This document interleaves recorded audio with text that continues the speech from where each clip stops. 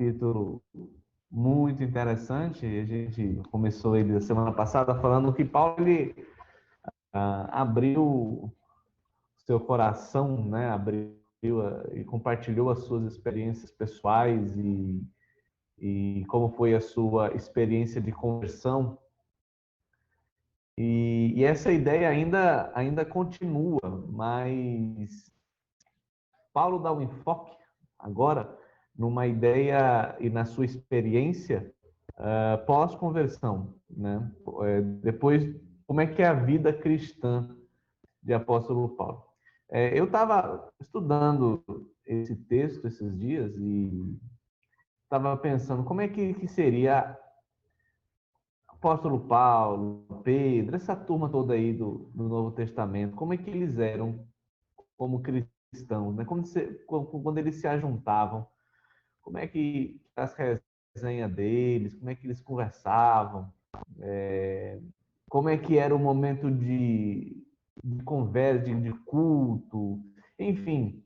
Será que era igual a gente? Será que tal? Será que eles compartilhavam suas lutas, suas dificuldades, seus problemas? Será que eles discutiam entre si, né?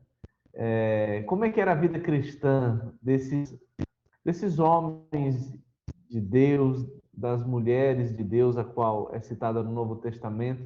Como que era a vida cristã deles? Como é que eles vivenciavam esse cristianismo? Qual era as suas lutas, as suas dificuldades, os seus temas, enfim.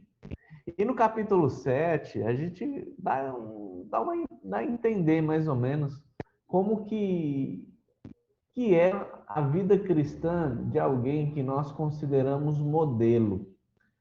E Paulo, ele novamente abre o seu coração e fala um pouquinho de como é a sua vida cristã. Vou passar aqui. Então, ele fala um pouquinho da sua experiência pessoal de luta contra o pecado, né? E o capítulo 7, do 13 até o fim, o 25, fala disso, né? É um pouco mais aprofundado isso, a sua experiência pessoal, como é que ele lidava com suas vontades carnais, né? Como será que Paulo... Às vezes a gente tem a ideia, né, a impressão, um escritor bíblico, inspirado por Deus, rapaz, acaba assim, deve viver na paz 100%, só na nice, só beleza, só de boa, sem luta, sem dificuldade, mas não, né? A gente vê que é um pouco diferente isso. Paulo, ele cita algumas frases muito fortes que definem a sua luta pessoal contra o pecado. No versículo 14, diz assim: sabemos que a lei é espiritual, eu, contudo, não sou, pois fui vendido como escravo do pecado.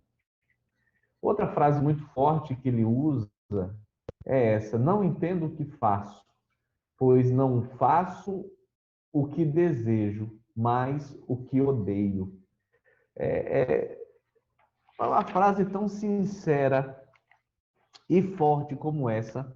Acho que cabe a gente passar a aula toda explicando, ou conversando, ou falando sobre essa questão. Não faço o que desejo, mas eu faço o que odeio.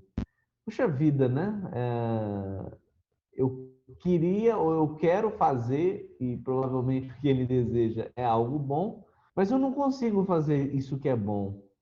Mas o que eu odeio, o que é ruim, o que eu faço. Parece estranho isso, mas se nós estudarmos bem, entendermos essa frase, nós vemos uma certa coerência.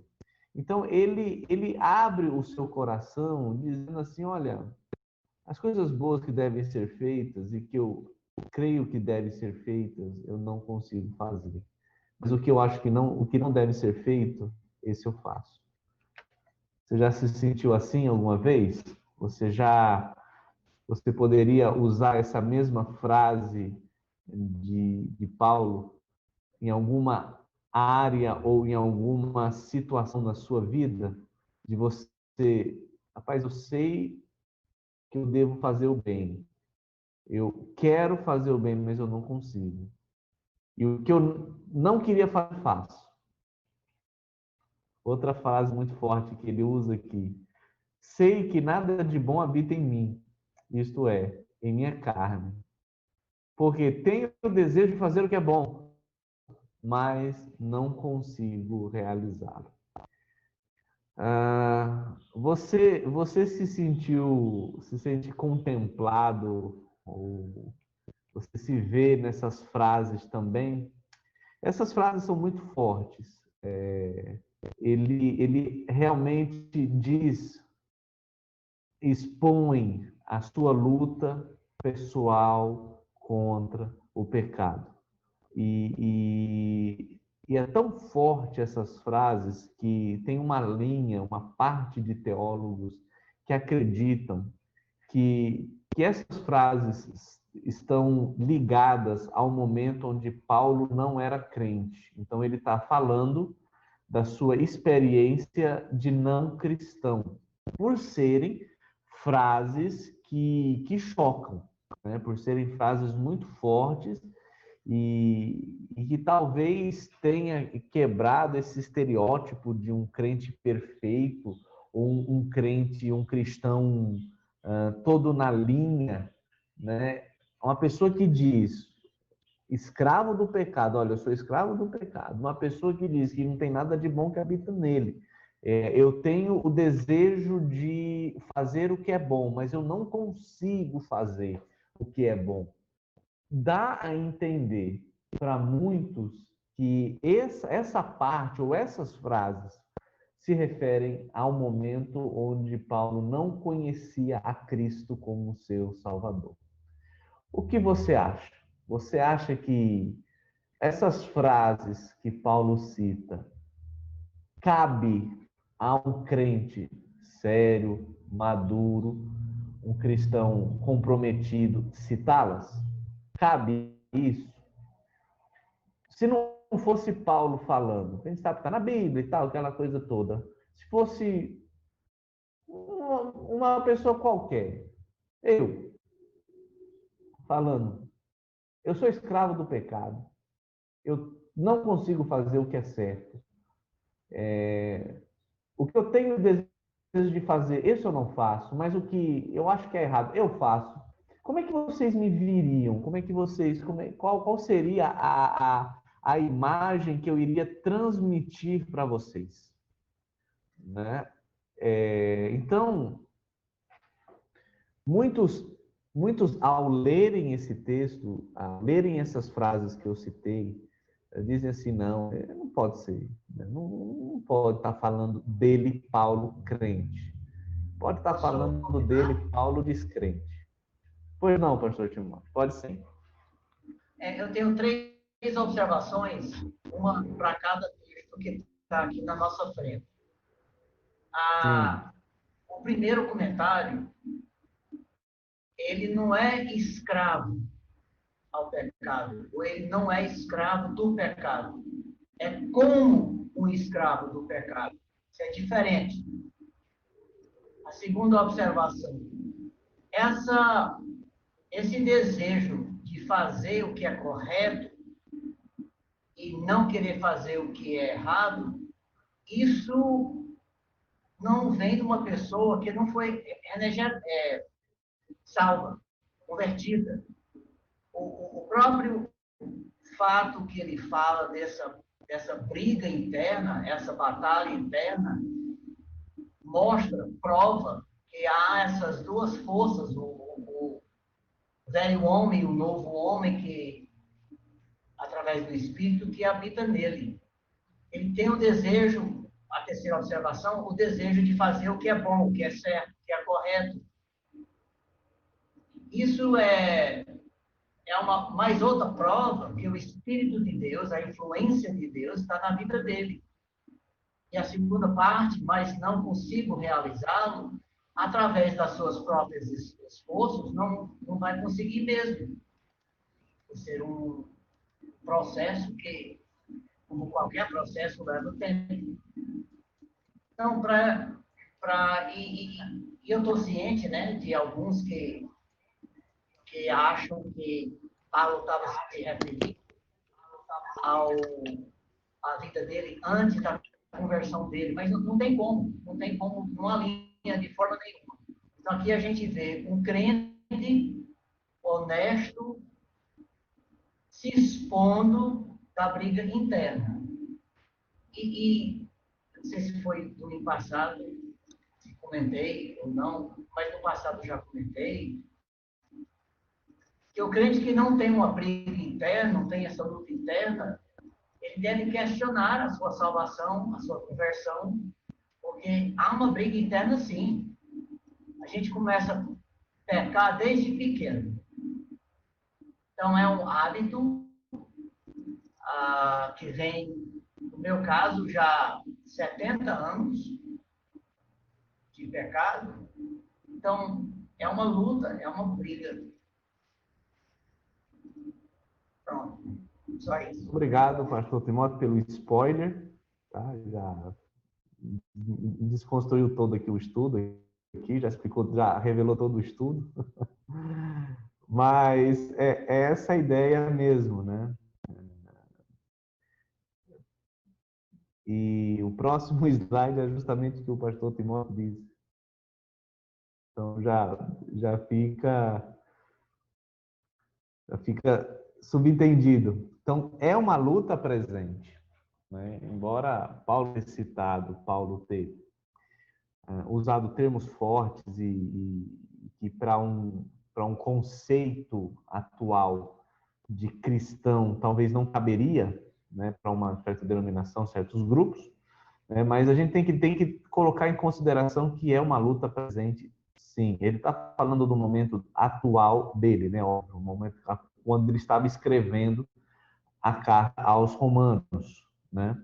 A gente vê, quando a gente vê o contexto desse texto, essa parte um pouco mais técnica, diz assim, dos versículos 7 a 13, falam sobre o pecado matando, né? Lembra quando ele lê a lei de Deus, entende a lei de Deus, e aí quando percebe, ele morre. Ou seja, ele se vê numa condição de que não tem condições por si só de ser salvo, e ele entende a graça de Deus. Então ele está morto. Mas, a partir do versículo 14, dá a ideia de algo em andamento, né? É algo que está ocorrendo. É citado frases que jamais um incrédulo poderia dizer, né? Foi o que o pastor Timóteo acabou de mencionar. Os descrentes, eles não conseguem deleitar na lei de Deus no fundo do seu coração.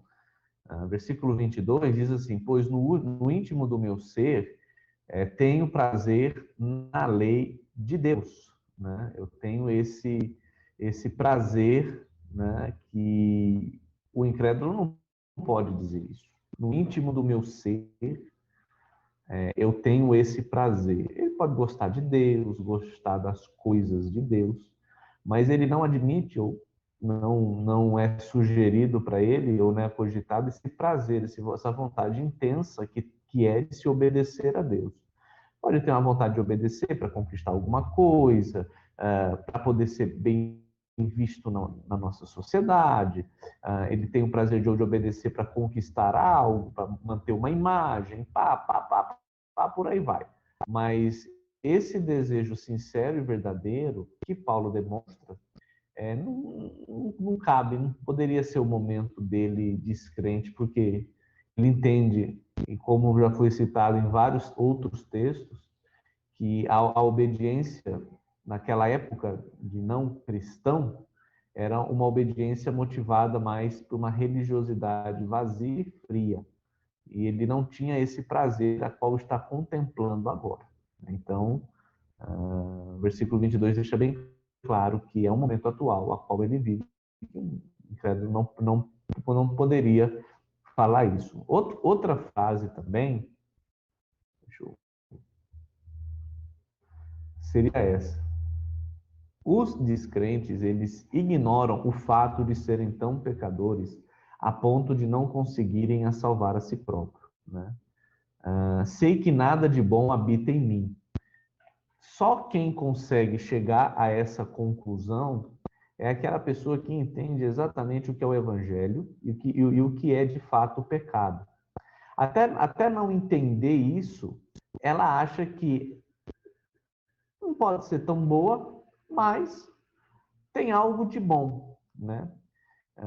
Essa semana eu estava conversando com uma pessoa no meu carro, né, fazendo o transporte dela, e era justamente sobre esse assunto, né? Ela puxou isso. Olha, eu faço as coisas de errado, mas o meu coração não é tão enganoso assim, não. Eu não faço tudo assim, nossa, muita coisa de errado. Eu tenho os meus erros, mas eu não tenho aqueles erros graves e tal, que me desqualificariam de entrar no céu, né? Foi o argumento que essa pessoa me citou. E isso é óbvio, né? Ela não entendeu ainda, Deus está trabalhando no coração dela, para compreender que não há nada de bom que habita nela, a não ser uma influência ativa da graça de Deus na sua vida. Então, para o incrédulo chegar a esse ponto e dizer que não nada de bom habita em mim, então ele já ou seja, já se converteu, porque ele entendeu o que é a graça e o que é o pecado e o que o pecado causa na sua vida. Então, mediante a esses fatos, tentei ser menos técnico possível, e tem outros fatores como concordância verbal, tempo verbal no texto e tal. A gente pode chegar à conclusão, de fato, que Paulo estava se referindo às suas lutas pessoais, mesmo depois de crente, né? Mesmo depois de cristão. Então, preste bem atenção na aula de hoje, porque você pode se identificar com isso, né? E às vezes a gente tem uma imagem de alguém que é maduro, um cristão temente a Deus, como aquela pessoa que não passa por lutas pessoais ou que não tem desejos pecaminosos ou desejos carnais. Sim, né? Tem. E a gente vai ver isso no decorrer do estudo desse trecho da carta de Romanos. Então, pessoas que creem diferente não é bem uma denominação, também não é bem um grupo bem específico e tal. Há pessoas que, na mesma denominação, que acreditam formas diferentes, inclusive eu tenho colegas, estudamos no mesmo seminário, tivemos os mesmos professores, e ele diz, não, isso aí que Paulo está dizendo ele está explicando sobre a sua vida antes da sua conversão. Tal. E tem os argumentos e tal. Então, se você quiser conhecer um pouco mais, se aprofundar um pouco mais nesse assunto, tem muito material aí, pode entrar comigo, falar comigo no privado, que você pode estudar e tirar suas próprias conclusões. Mas eu espero que a sua conclusão seja igual à minha, né? E igual a do pastor Timóteo, né? Deu um medo danado quando o pastor Timóteo disse, rapaz, será que ele não acredita nisso? Mas eu já conhecendo a posição dele, já imaginava a resposta. Mas é isso, né? É uma luta a qual Paulo vem enfrentando e ele depende exclusivamente da graça de Deus para vencer e enfrentar os seus dilemas. Uma coisa muito importante nesse texto que a gente precisa entender é o significado ou o uso da palavra lei. É muito importante a gente sempre entender o que o significado da palavra tem a ver no contexto, né? A gente tem que prestar isso, tem que prestar muito atenção nisso. Isso é um método que é usado numa matéria no seminário chamado hermenêutica, onde você vê o que no texto a palavra está significando. E quando a gente entende o significado da palavra ou do termo lei no texto, a gente vai entender ele muito melhor. Eu não posso pegar esse significado, o significado que eu tenho em mente, quando eu li em outro texto, e aplicar e trazer para o significado nesse texto. Então, é tão rico o uso desse termo lei, né, que há vários significados ou várias maneiras de dizer coisas diferentes usando essa mesma palavra lei. Então, preste bem atenção nessa parte que vai te ajudar a entender o resto do texto e conseguir compreender o que Paulo estava querendo ensinar ali. A lei ali também é conhecida de forma geral, né? Pois no meu íntimo eu tenho prazer, né, na lei de Deus. Né? Então, a lei, no sentido geral, como muitos têm mencionado, são regras, são ordens de Deus, a vontade de Deus é manifestada na lei, então tem esse sentido. Mas em outro versículo, a ideia de um princípio. É a ideia de um princípio geral, ou seja, que é de que quanto mais eu tento fazer o bem, mais o mal vem a mim. Então, a lei aqui é um princípio. Encontro esta lei, esse princípio. Qual é o princípio? É o desejo de fazer o bem, né? Quanto mais eu tento fazer o bem, quanto mais eu tento obedecer aquelas ordens, mais o mal vem a mim. Então, a lei nesse versículo é mais um princípio a qual se tem um entendimento desse princípio da lei atuando na vida dele. E no versículo 23 já tem uma outra ideia, uma outra ênfase, no sentido de força ou poder. A lei de Deus é agora o poder principal no coração e mente. Mas existe um outro poder, o poder do pecado. Versículo 23 diz assim: mas vejo outra lei atuando nos membros do meu corpo, guerreando contra a lei da minha mente, tornando-me prisioneiro da lei do pecado, que atua em meus membros. Então, a ideia de lei aqui é um poder, não especificamente o poder de Deus, mas é uma força que atua, que se move, que mexe com o meu coração, que mexe com a minha mente. E aí é colocado o poder da lei de Deus e o poder da lei do pecado. A lei, o termo lei, ela tem um certo poder, né? Irmão Fábio, que conhece muito de leis e lei do nosso país, entende que a lei, ela tem um poder. Você não faz algumas coisas por causa da lei, né? Você não vai avançar o sinal vermelho por causa da lei. Você vai ter as suas contas pagas em dias por causa da lei. Então, você não vai fazer coisas que a lei não permite. Isso é uma forma que a lei tem de exercer um certo poder sobre nós. Tem a lei de Deus, que exerce um poder sobre nós, né? Deus tem os 10 mandamentos e vários outros mandamentos que exercem um certo poder, mas também tem a lei do pecado, que exerce um poder sobre nós. E qual é essa lei do pecado? O que se refere à lei do pecado? São vontades, desejos carnais que nos forçam e exercem um poder para realizar esses desejos, né?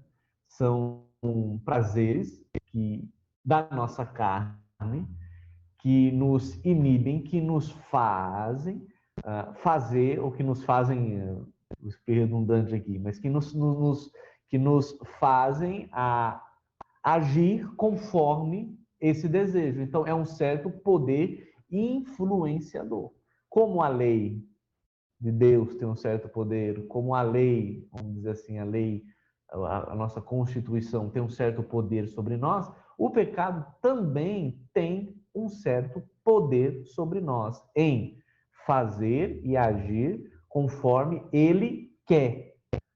Então, entenda-se esse termo, lei, nesse versículo, como um poder que exerce sobre nós. Então, nós temos a lei de Deus, é um poder, eu tenho prazer nessa lei, mas também eu tenho a lei do pecado, que é um outro poder que exerce sobre mim e sobre as minhas vontades e sobre os meus desejos. Às vezes eu quero obedecer à lei de Deus, mas a lei do pecado é contra. Então, qual é a lei que vai prevalecer na minha vida? Então, entendendo isso, esse significado, a gente já pode entender um próximo item que Paulo coloca aqui, o verdadeiro eu. E isso vai ser mencionado na próxima sala. Tá bom? Então, eu vou fechar aqui e aguardo você daqui a pouquinho.